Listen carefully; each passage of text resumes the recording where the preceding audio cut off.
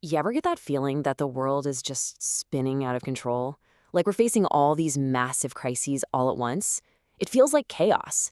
But what if that chaos itself holds the key to a profound transformation? Today, we're diving into a fascinating idea: how periods of intense instability can actually give rise to a new, higher form of order. And this quote just nails it. We're not dealing with a simple to-do list of problems. We're living inside what many are now calling a polycrisis. And the most important thing to get is that these aren't separate issues we can just tick off one by one. No, they're all tangled together, feeding off each other, all part of one enormous systemic condition. And here's what that tangled network really looks like. You've got climate destabilization, which messes with the economy. Then you have technological disruption, which can pull our social fabric apart. And all of that, of course, erodes trust in the very institutions we need to solve these problems. You see how it's all connected? It's this web of reinforcing pressures that keeps everything in a constant state of flux. So the conclusion here is pretty simple and, yeah, a little bit scary. Our old maps just don't work anymore. The way we used to solve problems, in these neat, separate boxes, is completely failing us now. We're in a whole new territory, and we desperately need a new way to see it. Okay, but this is where things get really, really interesting. We're going to turn to a mind-blowing idea from a Nobel laureate, a chemist named Ilya Prigogine. His work on complex systems suggests something completely counterintuitive, that chaos isn't just an end. It can be a beginning. It can actually be the source of a new, more complex, and more beautiful order. To get this, we have to understand two totally different kinds of systems. Most of the time, we think of systems as being stable, right? Like a pendulum. You push it, it swings, but it always returns to the center. That's an equilibrium system. It resists change. But Prigogine studied systems that are far from equilibrium. Systems so flooded with energy and stress that they become unstable, unpredictable, and incredibly sensitive. They don't return to normal. They're capable of completely reorganizing themselves. It's the difference between a calm, quiet pond and a raging, chaotic river. And here's the magic. Out of that raging river, a new, more sophisticated pattern can suddenly emerge. Prigogine called this a dissipative structure. It's a higher form of order born directly from chaos. And it isn't static. It's alive, dynamic, constantly maintaining itself. In fact, life itself, you, me, this entire planet is a perfect example.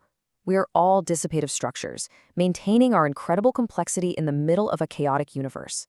So how does this incredible leap from chaos to a higher order actually happen? Well, it's not random magic. It turns out there's a clear, observable process behind it. All right, let's walk through the steps. First, you need an open system, one that's interacting with its environment, like our global civilization. Second, all those intense pressures we talked about, the polycrisis, push that system far from its stable state.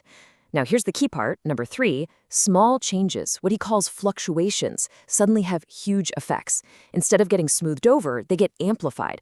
This pushes the system to a tipping point, a bifurcation point, where the old way of doing things is just gone. It's no longer an option. And it's at that critical moment that a new, more organized structure can emerge and lock in. So what are these fluctuations in our world? Well, they're the things we see in the headlines every single day. A game-changing new technology, a powerful social movement that catches fire, a sudden market crash, a devastating hurricane. In normal, stable times, the system might just absorb these shocks. But in the highly unstable, far from equilibrium state we're in now, any one of these can be the tiny nudge that gets amplified and pushes the entire global system towards a massive reorganization. Okay, so we've got the scientific theory. Now let's take this powerful lens and apply it directly to, well, us, to human civilization right now. What does this model tell us about where we are and, more importantly, where we might be heading? This really is the billion-dollar question, isn't it? When a system hits that critical bifurcation point, you know a huge transformation is coming. That's a guarantee. But the outcome, that is not guaranteed. The very same instability that can lead to an incredible breakthrough can just as easily lead to a catastrophic breakdown. And the direction it takes, well, that might just be up to us. Let's be really clear about this. This isn't some sci-fi prediction about the distant future. According to this model, we are living this right now. The intense, interconnected pressures of the polycrisis have pushed our global civilization deep into a far from equilibrium state. We are at that critical crossroads. We are at the bifurcation point, where massive, fundamental change is no longer just possible, it's inevitable. And this shows you exactly what's at stake. The path forward isn't one single road. One set of possibilities leads to darker places, more control, more fragmentation. But there's another set of pathways that lead to something entirely new, something better. More cooperative forms of governance, economies that actually regenerate the planet, and maybe even new forms of civilization that are aligned with life itself. The outcome really depends on which of these possibilities we choose to amplify. And that brings us to the final and, I think, most empowering piece of this puzzle. We aren't just helpless passengers on this roller coaster. We actually have the ability to consciously steer the outcome of this global transformation. The big question is, how?